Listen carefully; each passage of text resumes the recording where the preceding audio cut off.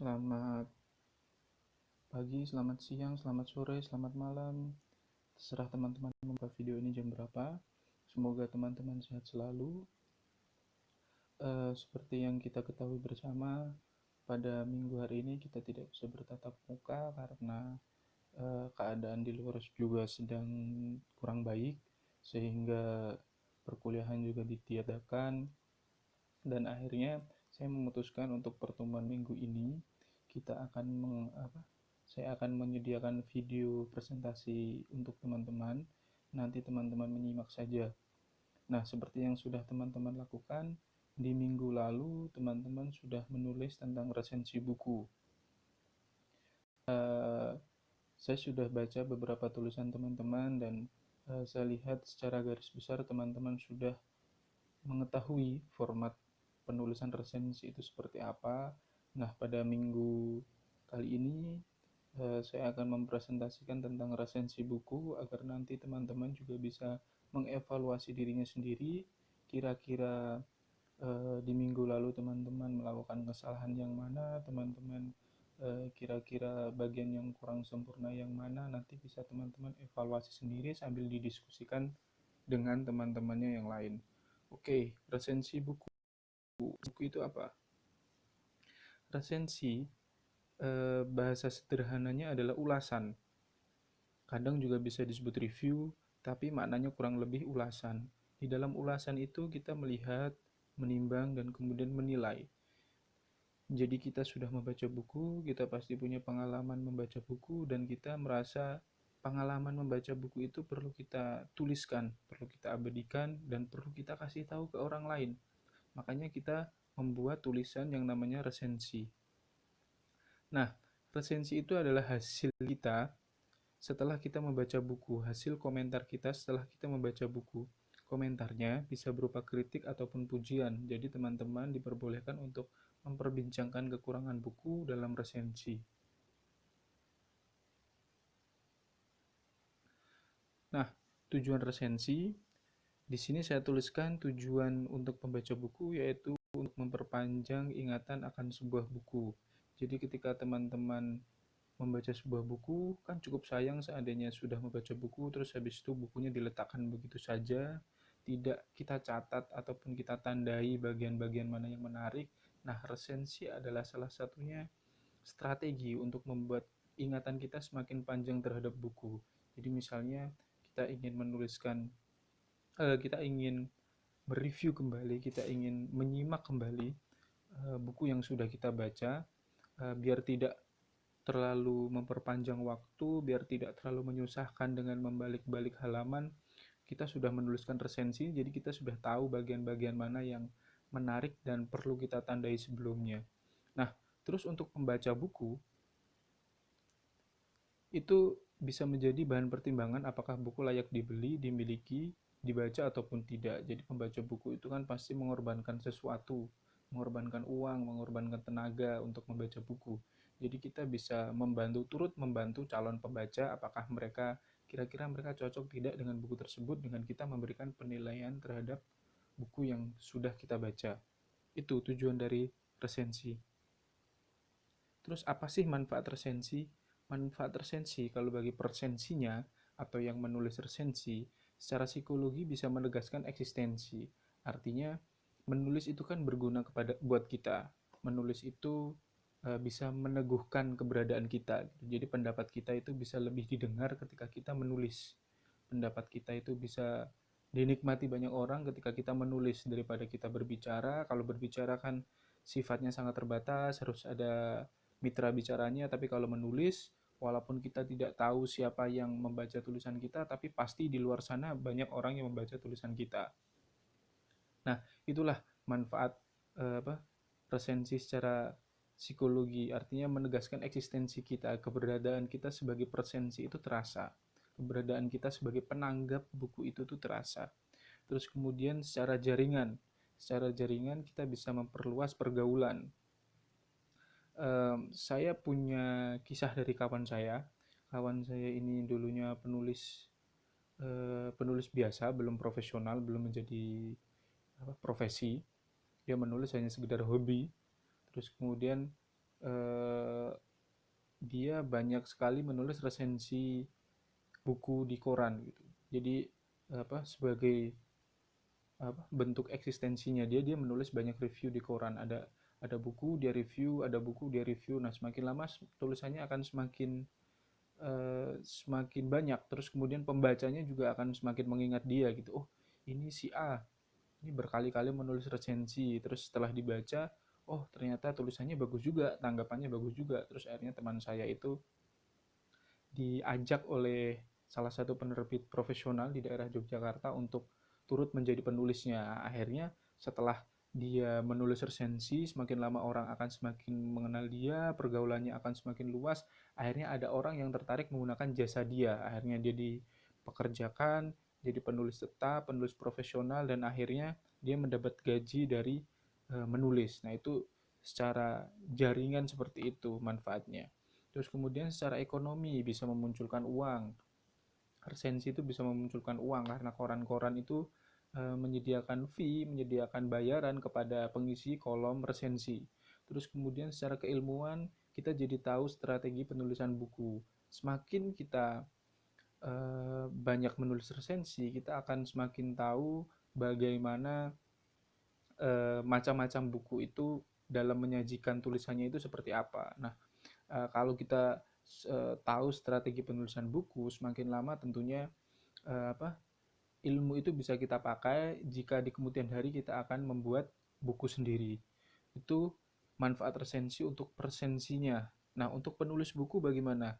Kalau untuk penulis buku, pastinya dia merasa karyanya diapresiasi karena ada orang yang menanggapi bukunya secara serius, bukan hanya dari omong-omongan saja, tapi juga dituliskan tanggapannya, diberikan kritik, diberikan saran. Nah, itu bagi penulis buku, dia merasa senang karena karyanya merasa diapresiasi.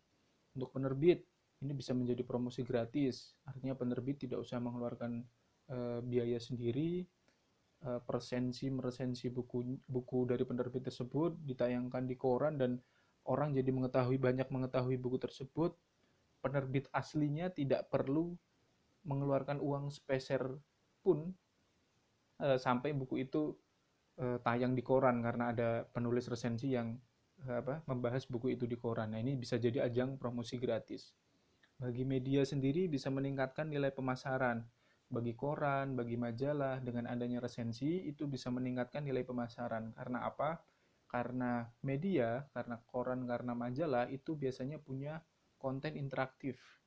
Nah, konten interaktif ini pembaca bisa ikut mengisi di situ, seperti kolom opini, kolom resensi, kolom cerpen, itu konten interaktif. Dengan memberikan konten interaktif, pembaca merasa lebih terikat terhadap media tersebut. Pembaca jadi merasa lebih diapresiasi, pembaca jadi merasa lebih punya komunikasi terhadap redaksi koran tersebut karena merasa dia bisa memberikan sumbangsih ke dalam koran tersebut. Nah, kalau pembaca sudah merasa terikat, sudah merasa senang dengan koran tersebut, jatuhnya nanti akan ada banyak pelanggan-pelanggan baru, pelanggan setia yang terus-menerus membeli korannya. Nah, ini untuk media sendiri, untuk koran sendiri itu bisa meningkatkan nilai pemasaran. Nah, bagaimana kita mulai meresensi buku? Saya sederhanakan menjadi 3 poin di sini. Yang pertama itu memilih.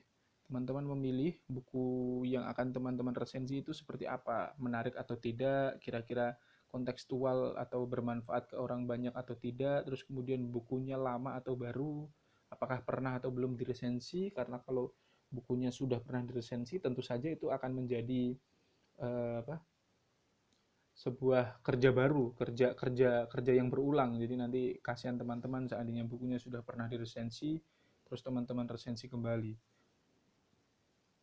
Langkah kedua yaitu membaca.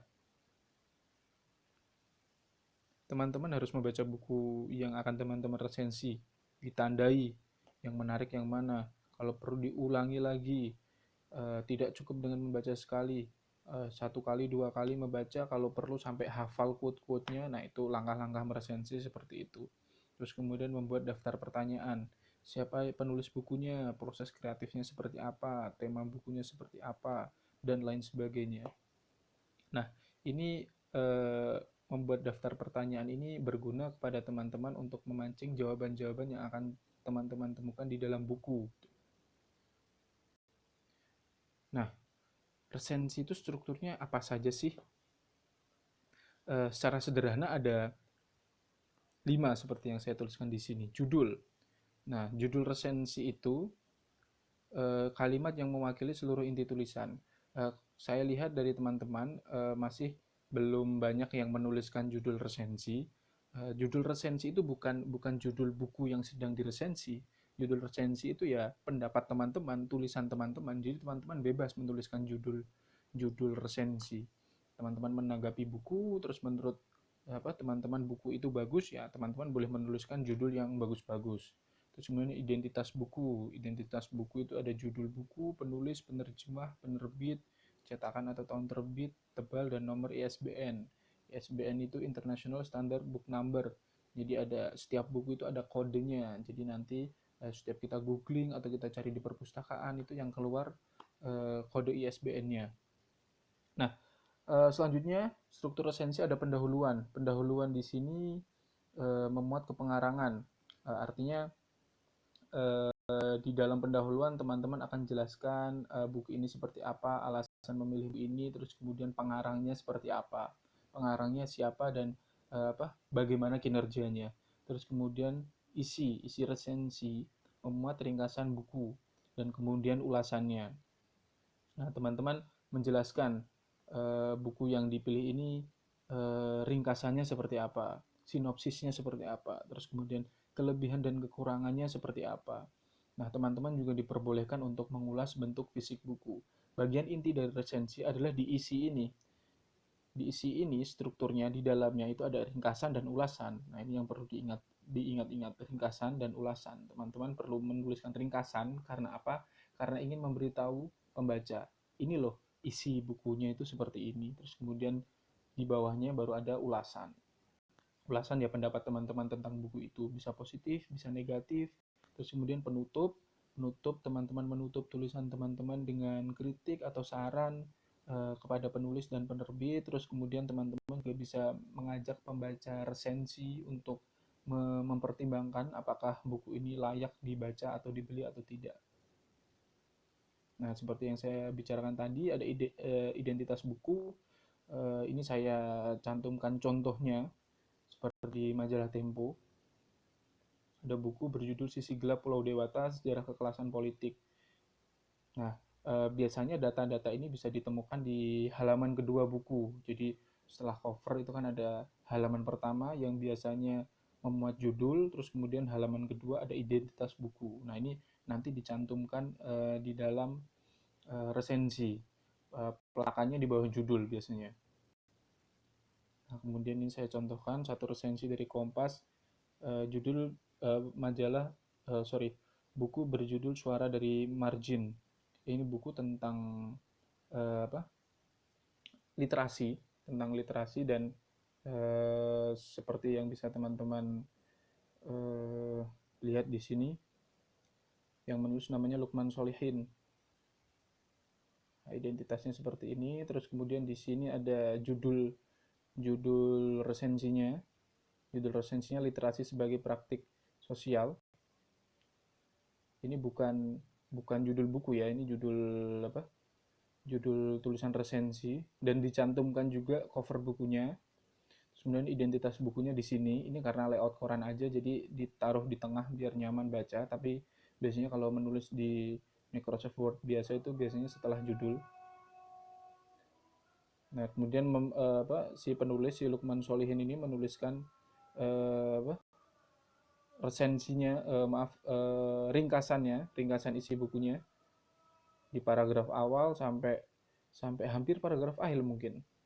Nah, tanggapannya dia tulis di paragraf terakhir. Nah, itu contoh resensi. Materi pada minggu hari ini itu saja. Teman-teman seandainya punya pertanyaan silahkan dikumpulkan kepada ketua kelas, diajukan kepada ketua kelas, nanti ketua kelas mengumpulkan pertanyaannya kemudian diajukan ke saya. Terima kasih atas apresiasinya pada minggu kali ini. Semoga kita senantiasa diberikan kesehatan. Sampai bertemu di kesempatan yang akan datang. Selamat menikmati hari. Assalamualaikum warahmatullahi wabarakatuh.